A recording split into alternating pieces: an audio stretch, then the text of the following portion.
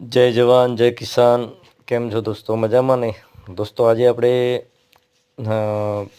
ફુલાવર રીંગણી તુવેરની અંદર ઓર્ગેનિક રીતે બનાવેલ ગાયનું ઝરણ, લીમડાના પાન અને આકડાના પાનનો છંટકાવ કરી રહ્યા છે અને સાથે સાથે હ્યુમિક બ્લેક એનો પણ.